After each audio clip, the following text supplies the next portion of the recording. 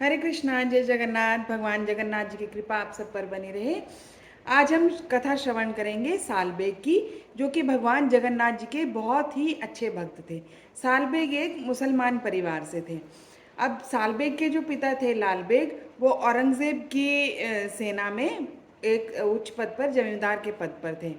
अब जो मुसलमान जो भी जमींदार थे, सैनिक थे, वो बहुत ही क्रूर थे। ये आप सब जानते हैं, औरंगजेब के शासनकाल में बहुत ही क्रूरता थी। तो एक बार लाल बेग जो है कटक से पुरी की ओर आ रहा था। तो रास्ते में उसने आते हुए देखा बहुत सी जो थी लड़कियां, युवा लड़कियां उधर नदी में स्नान कर रही थी।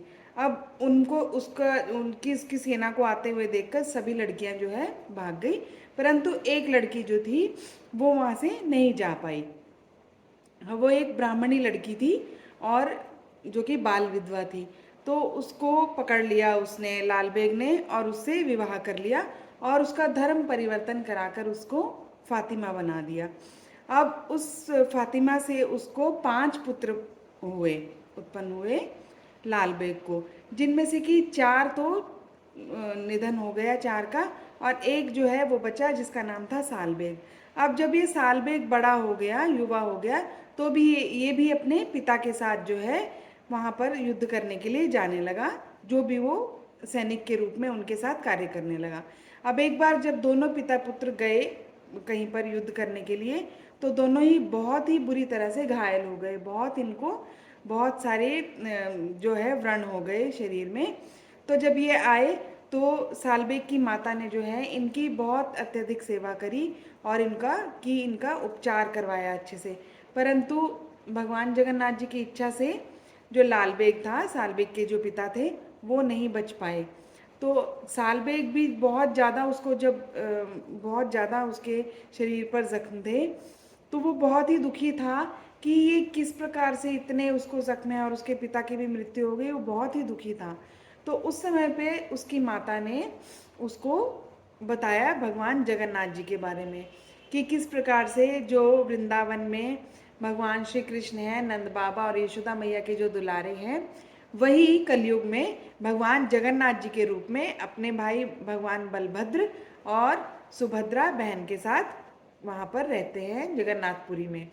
उनके विषय में उन्होंने बताया, उनकी भक्ति का उसके हृदय में संचार किया कि अगर तुम भगवान जगन्नाथ जी की पर विश्वास करके उनकी भक्ति करोगे, तो 12 दिन में ही तुम्हारे जो शरीर के जितने भी व्रण हैं वो सब ठीक हो जाएंगे। जितने भी तुम्हारे जख्म हैं ये सब ठीक हो जाएंगे। तो उन्होंने बोला अच्छा ऐसा भी हो सकता है। तो उनकी जगन्नाथ जी के प्रति बहुत ही अधिक श्रद्धा पैदा हो गई। अब भगवान जगन्नाथ जी तो जगत के नाथ हैं। वो तो अपने सभी जो उनके बालक हैं सबका ध्यान रखते हैं। तो जब वो सो रहा था सालबेग रात को, तो सपने में जगन्नाथ जी उसको आए और उन्होंने बोला कि अगर ये भभूति तुम लगाओगे अपने शरीर पर, तो तुम्हारे जो शरीर के जो जितने भी जख्म हैं वो सब अच्छे हो जाएंगे बहुत जल्दी। तो उसकी जब नींद खुली तो उसने देखा सचमुच उसके सिर के पास एक पात्र रखा था जिसमें कि भभूति रखी थी। उसने वो अपने पूरे शरीर पर जो वो लगाई, तन पर लगाई, तो उससे उसके सारे जो जख्म थे सब भर गए, पूरा उसका शरीर स्वस्थ हो गया। तो उसकी बहुत ही अधिक श्रद्धा हो गई जगन्नाथ जी में। और उसकी माँ भगवान जगन्नाथ जी की कथाएं, लीलाएं सालबेग को सुनाया करती। तो सालबेग और भी अधिक उसको इच्छा हुई कि मैं भगवान के दर्शन करूं, जगन्नाथ जी के। तो वो जब चला कि मुझे माँ दर्शन करने हैं भगवान जगन्नाथ जी के, तो वो जगन्नाथ जी के दर्शन करने के लिए जब पुरी गया, तो यवन है, वो मुसलमान है, तो उसको मंदिर में प्रवेश नहीं दिया गया। नहीं, भगवान जगन्नाथ जी के मंदिर में यवनों को, मुसलमानों को प्रवेश नहीं करने दिया जाता। परंतु जगन्नाथ जी की रथ यात्रा और जगन्नाथ जी के स्नान उत्सव में बाह्य जो बाहर की जो भी भगवान के उत्सव होते हैं उन वो सबके लिए हैं, सभी दर्शन कर सकते हैं भगवान जगन्नाथ जी के। तो उन उत्सवों का सभी लोग, विश्व भर के लोग उनका उनका इंतज़ार करते हैं कि कब वो उत्सव हो और हम उनमें भगवान जगन्नाथ जी के दर्शन करें। तो उसने खूब भगवान जी के, जगन्नाथ जी के दर्शन किए। तो इस प्रकार से जब रथ यात्रा पूर्ण हो गई तो उसके बाद वो उसकी इच्छा हुई वृंदावन जाने की, तो वृंदावन गया और वहाँ पर उसने भगवान श्री कृष्ण की लीला स्थलियों के, उनके जन्म स्थलियों के सबके अच्छे से दर्शन किए। राधा कुंड, श्याम कुंड के स्नान किए, गिरिराज जी गोवर्धन की परिक्रमा की, सब किया उसने अच्छे से। और इसी प्रकार करते करते 1 वर्ष बीत गया और पुनः रथ यात्रा का जब समय आया, भगवान जगन्नाथ जी की रथ यात्रा का समय आया, तो उसकी इच्छा हुई उसको कि जाना है उसको भगवान जगन्नाथ जी के दर्शन करने। अब उस समय में कोई साधन नहीं हुआ करते थे जाने के लिए, पैदल ही लोग इधर से उधर जाया आया करते थे। तो वृंदावन से जगन्नाथपुरी का जो रास्ता है वो 1600 किलोमीटर का है। तो उसने सोचा कि मैं चलूं जगन्नाथ जी के दर्शन करने के लिए, रथ यात्रा के लिए, तो वो चल पड़ा। परंतु पैदल आने में समय तो लगेगा। अब वो चल रहा है, भगवान की लीलाएं गुनगुना रहा है, भगवान के भजन गुनगुना रहा है और उनका स्मरण कर रहा है कि हे जगन्नाथ जी, मुझ पर कृपा करिए, मुझ पतित पर कृपा करिए, कृपया मुझे दर्शन दिए बिना आप अपने श्री मंदिर में मत जाइए। क्योंकि उसको पता था कि एक बार भगवान श्री जगन्नाथ जी अपने मंदिर में प्रवेश हो गए तो 1 वर्ष तक उसको उनके दर्शन का जो है इंतज़ार करना पड़ेगा। 1 वर्ष से पहले, रथ यात्रा से पहले दर्शन नहीं हो सकते यमुनों को। तो इस प्रकार करते करते वो भजन गुनगुनाते, जय जगन्नाथ जी के दर्शन की अभिलाषा रखते हुए मन में चले जा रहे हैं, चले जा रहे हैं, चले जा रहे हैं। इधर क्या हुआ, जगन्नाथ जी की रथ यात्रा के समय अचानक से रथ जो है एक जगह रुक गया। मंदिर जाने से पहले रथ वहीं पर रुक गया और वो चले ही ना। अब राजा ने भी और पुजारियों ने, पंडों ने सब प्रयास कर लिए। राजा ने घोड़े हाथी मंगवाए रथ को खींचने के लिए, परंतु सब प्रयास असफल हुए। तो उन्होंने प्रार्थना करी कि हम लोगों से क्या ऐसी भूल हो गई, क्या त्रुटि हो गई कि जगन्नाथ जी ऐसे, रथ नहीं चल रहा है जगन्नाथ जी का, हमें क्षमा करिए, जगन्नाथ जी कृपा करिए। तो जगन्नाथ जी का रथ टस से मस नहीं हुआ। तो इतने में जो है साल बेग भी अपना पैदल चलते चलते जब वो रथ के सामने पहुँचे और उन्होंने भगवान जगन्नाथ जी को दंडवत प्रणाम किया और स्तुतियाँ की भगवान की, जगन्नाथ जी आप कितने परम दयालु हैं, आप पतित पावन हैं, आपकी कृपा से मुझे आज यहाँ जगन्नाथ जी के दर्शन हो रहे हैं। नहीं तो रथ अगर चला जाता श्री मंदिर में तो उसको 1 वर्ष तक दर्शन बिल्कुल भी नहीं हो सकते थे। तो हमारे जगन्नाथ जी कितने भावग्राही हैं।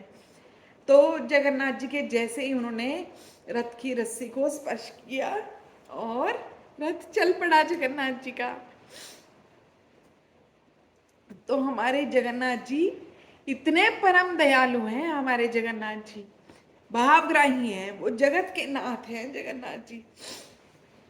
तो इस प्रकार से जब रथ यात्रा के बाद भगवान जगन्नाथ जी अपने श्री मंदिर में चले गए तो वो साल बेग जो है उनकी समाधि वहीं पर है। उनका कालक्रम में जब उनका निधन हो गया तो उनकी समाधि वहीं जगन्नाथपुरी में है।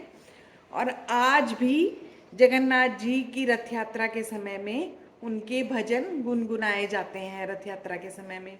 और उनकी समाधि के सामने जो है रथ को थोड़ी देर रुकाया जाता है उनकी समाधि के पास। प्लस साल बेग इतने बड़े भक्त थे भगवान के, तो इससे हमें ये शिक्षा ले सकते हैं कि भगवान कोई जाति, गरीबी, अमीरी का कोई भेद नहीं रखते। जगन्नाथ जी अपने भक्तों के प्रति परम दयालु हैं।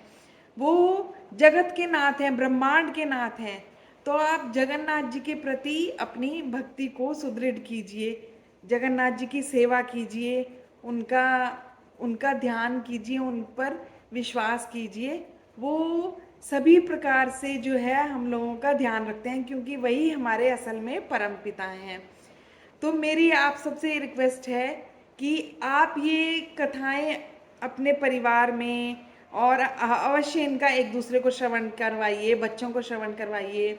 जैसे रात में सोते हैं बच्चों को कहानियाँ सुनाते हैं, तो इस प्रकार भगवान की कथाएं सुना के आप भगवान की बच्चों को श्रवण करवा के फिर उनको सुलाइए। तो भगवान जगन्नाथ जी प्रसन्न होंगे और उनको भी भक्ति मिलेगी और आपको भी सुनने में मिलेगा। अब जो मैं कथाएं सुनाती हूँ, आप लोगों को सुनाती हूँ, तो पहले मुझे ही सुनने में मिलती हैं ये कथाएं।